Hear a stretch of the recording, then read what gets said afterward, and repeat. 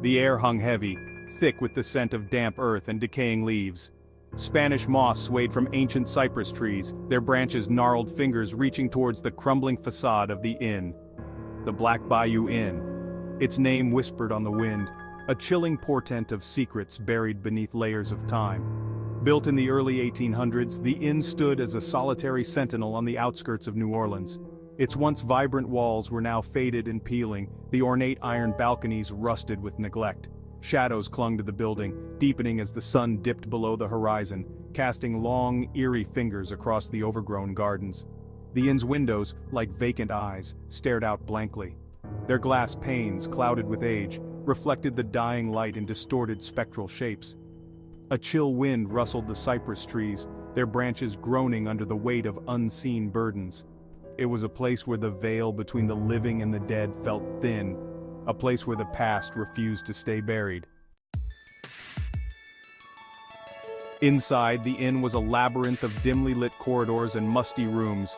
The air was thick with the scent of mildew and dust, a suffocating blanket that clung to visitors like a shroud. Floorboards creaked under the slightest weight, their groans echoing through the silent halls. It was as though the building itself was sighing, burdened by the weight of its unseen occupants. Sarah and David, a young couple seeking a romantic getaway, stepped cautiously into the inn's foyer. The receptionist, a gaunt man with hollow eyes, greeted them with a perfunctory nod. His voice was barely a whisper, as though he feared disturbing the silence that hung heavy in the air. He handed them a key, his touch cold and clammy. As they made their way to their room, Sarah felt a prickling sensation on the back of her neck.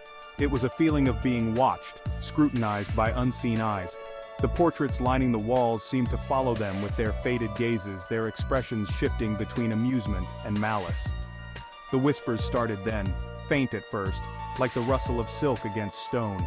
They seemed to emanate from the walls themselves, carrying fragments of conversations, snatches of laughter, and the mournful strains of long-forgotten music.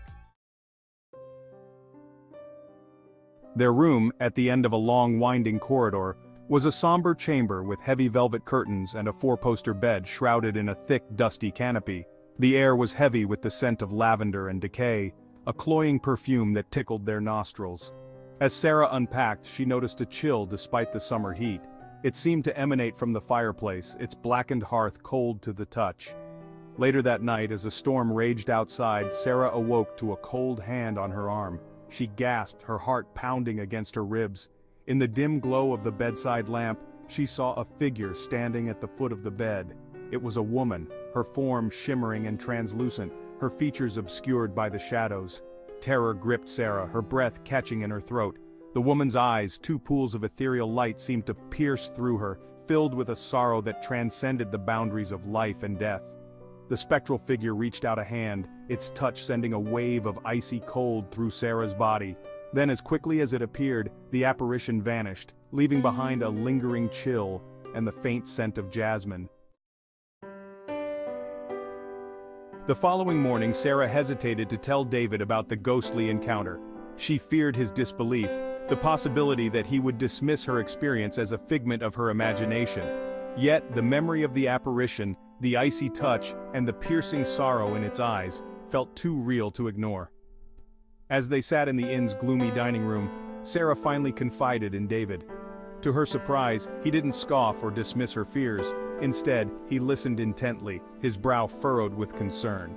He had sensed something amiss in the inn as well, a palpable unease that lingered in the shadows. David, a historian by profession, was intrigued by the possibility of the inn's haunted reputation. He had read accounts of its troubled past, stories of tragic deaths and unexplained disappearances. He decided to delve into the inn's history, hoping to find a rational explanation for Sarah's chilling experience. David spent hours poring over old documents and local archives, his curiosity fueled by a desire to understand the unseen forces at play within the inn's walls.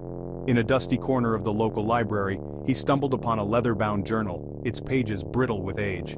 It was the diary of a former innkeeper, a woman named Eliza, who had lived in the Black Bayou Inn in the late 1800s. Eliza's entries were filled with chilling accounts of unexplained occurrences, disembodied voices, objects moving on their own, and the lingering presence of a sorrowful spirit. Eliza believed the ghost was that of a young woman named Cecile, who had died tragically within the inn's walls.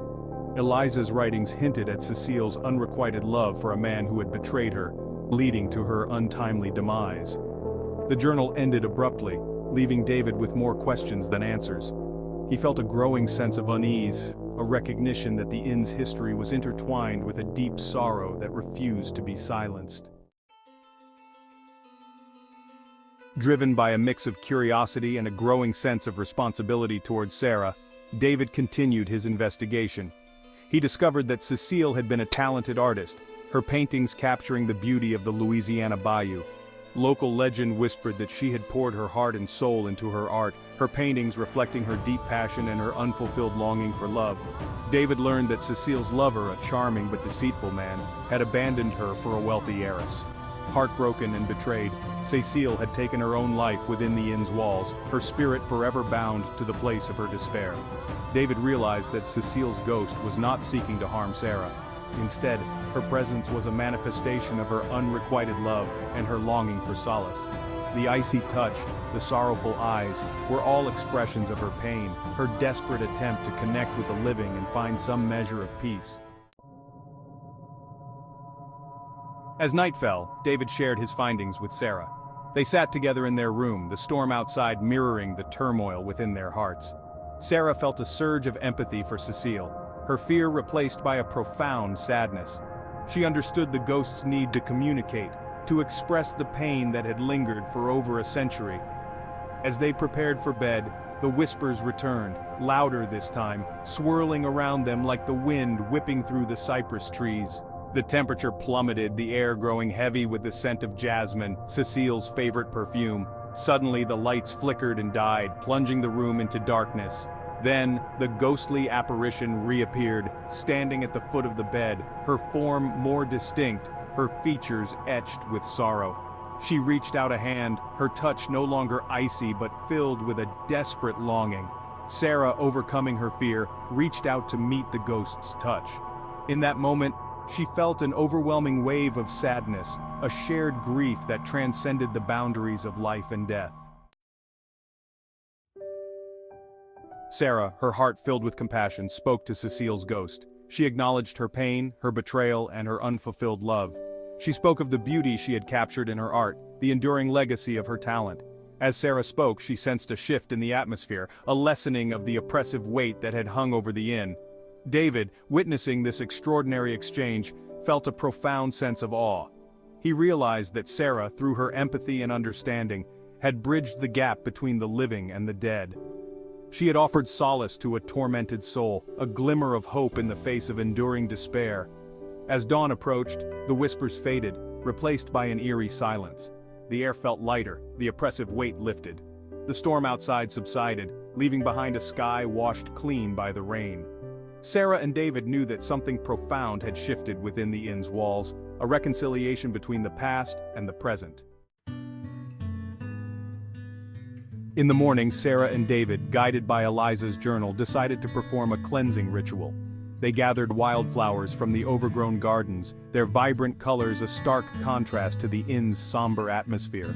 They lit candles, their flickering flames casting dancing shadows on the walls, dispelling the lingering darkness. They placed the flowers and candles in Cecile's former art studio, a room bathed in soft sunlight, where her easel still stood, its paint-stained surface a testament to her creative spirit. As they performed the ritual, reciting words of peace and forgiveness, they felt a sense of release, a lifting of the heavy burden that had haunted the inn for so long. The air, once thick with sorrow and despair, now held a glimmer of hope, a sense of peace that had been absent for over a century. The whispers, once filled with anguish, now seemed to murmur with gratitude, a gentle acknowledgement of the solace they had offered. As they prepared to leave the inn, Sarah and David felt a profound sense of closure. They had confronted the unknown, delved into the heart of a haunting, and emerged transformed by the experience. The Black Bayou Inn, once a place of fear and sorrow, now held a sense of tranquility, a newfound peace that settled over its time-worn walls. The innkeeper, his eyes no longer hollow but filled with a newfound light, bid them farewell. He thanked them for their kindness, for bringing peace to the troubled spirits that had long haunted the inn. He spoke of a change in the atmosphere, a lightness that had not been present for generations. As Sarah and David drove away, they glanced back at the inn, its silhouette receding into the distance. The cypress trees no longer seemed menacing, their branches swaying gently in the breeze. The Spanish moss, once a symbol of decay, now appeared delicate and ethereal, shimmering in the sunlight. The experience at the Black Bayou Inn left an indelible mark on Sarah and David. They had faced their fears, confronted the paranormal, and emerged with a deeper understanding of the human condition. They carried with them the scars of the unknown, not as wounds but as a testament to their courage and compassion. The haunting had revealed to them the power of empathy, the ability to bridge the gap between the living and the dead, to offer solace to tormented souls. They had learned that sometimes the most terrifying encounters can lead to the most profound moments of healing and understanding.